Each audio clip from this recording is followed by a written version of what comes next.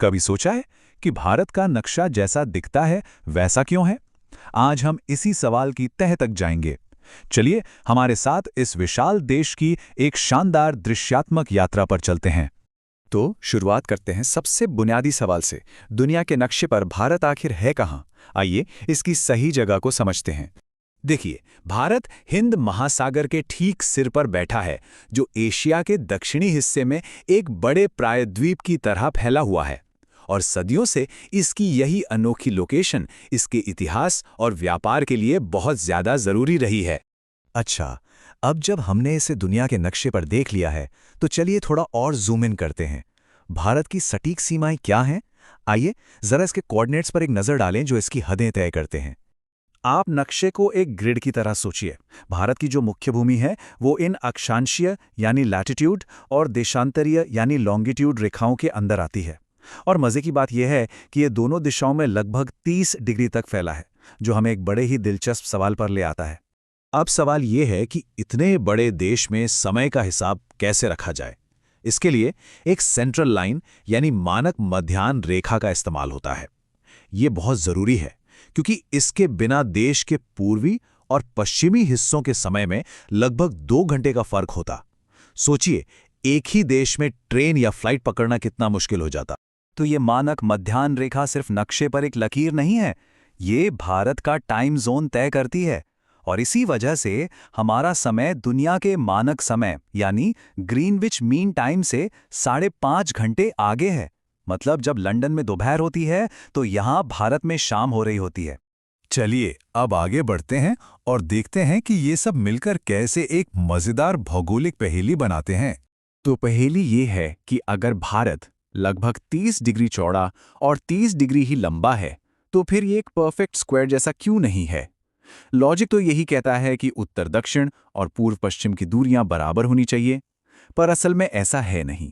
देखिए, उत्तर में कश्मीर से लेकर दक्षिण में कन्याकुमारी तक भारत की लंबाई है 3214 किलोमीटर। ये बहुत लंबी दूरी है। लेकिन जब हम पूर्व में अरुणाचल प्रदेश से पश्चिम में गुजरात तक की चौड़ाई देखते हैं तो ये है 2933 किलोमीटर। ये तो लगभग 300 किलोमीटर कम है। ऐसा क्यों? और इस पहेली का जवाब छिपा है हमारे पृथ्वी के आकार में। एक संतरे की कल्पना कीजिए। बीच में यानी भूमध्य रेखा के पास उसकी फांकें चौड़ी होती हैं, लेकिन जैसे जैसे आप ऊपर या नीचे ध्रुवों की तरफ जाते हैं वो पतली होती जाती हैं। देशांतर रेखाएं भी बिल्कुल ऐसे ही काम करती हैं। तो जैसा कि यहाँ दिख रहा है, अक्षांश रेखाएं मतलब लैटिट्यूड लाइंस हमेशा एक दूसरे के समानांतर रहती हैं, लेकिन देशांतर रेखाएं यानी लॉन्गिट्यूड लाइंस ध्रुवों पर जाके मिल जाती हैं। इसका सीधा सा मतलब है कि उत्तरी गोलार्ध में जहां भारत है, 30 डिग्री पूर्व पश्चिम की दूरी 30 डिग्री उत्तर दक्षिण की दूरी से असल में कम होती है। तो अब जब हम भारत के आकार की इस पहेली को समझ गए हैं, तो चलिए इसके विशाल पैमाने के बारे में बात करते हैं। भारत का कुल क्षेत्रफल है लगभग 32,08,00,000 वर्ग किलोमीटर। ये इतना बड़ा एरिया है कि ऐसे दुनिया के सबसे बड़े देशों में से एक बनाता है। और इतनी विशालता का मतलब है हर तरह के मौसम, अनगिनत संस्कृतियां और जबरदस्त बायोडाइवर्सिटी। लेकिन अब एक हैरान करने वाला फैक्ट सुनिए। इतना बड़ा होने के बावजूद भारत के पास दुनिया की कुल जमीन का सिर्फ 2.4% हिस्सा है, पर यहाँ दुनिया की लगभग 18% आबादी रहती है। इससे यहाँ के पॉपुलेशन प्रेशर का अंदाजा लगाया जा सकता है। तो एरिया के हिसाब से ये दुनिया का 7वां सबसे बड़ा देश है। लेकिन इसका असल में मतलब क्या है? कौन से देश हैं जो इससे भी बड़े हैं? तो भारत रूस, कनाडा, अमेरिका, चीन, ब्राजील और ऑस्ट्रेलिया जैसे महाद्वीपीय दिग्गजों की लीग में शामिल है, ठीक 7वें नंबर पर। और आखिर में चलिए थोड़ा जूम आउट करते हैं और भारत को उसके आसपास यानी उसके भौगोलिक परिवार के साथ देखते हैं।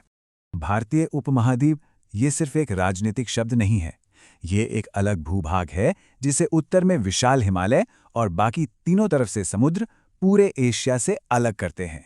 भारत के साथ साथ पाकिस्तान, नेपाल, भूटान और बांग्लादेश इस अनोखे और सांस्कृतिक रूप से धनी क्षेत्र का हिस्सा हैं, जिनका इतिहास और भूगोल एक दूसरे से गहराई से जुड़ा हुआ है। लेकिन ये पड़ोस सिर्फ जमीनी सीमाओं पर ही खत्म नहीं होता। समुद्र में भी भारत के करीबी साथी हैं। दक्षिण पूर्व में खूबसूरत द्वीपीय देश श्रीलंका है और दक्षिण पश्चिम में मालदीव के सुंदर द्वीप समूह हैं। खास तौर पर श्रीलंका को देखें तो ये भारत से पाक जलडमरू मध्य और मन्नार की खाड़ी से अलग होता है। पानी का यह छोटा सा रास्ता ही दोनों देशों के बीच एक अहम समुद्री सीमा बनाता है। तो एक तरफ उपमहाद्वीप से जुड़ाव और दूसरी तरफ समुद्र से अलगाव, इस अनूठे भौगोलिक मेल ने दुनिया में भारत की भूमिका को कैसे आकार दिया?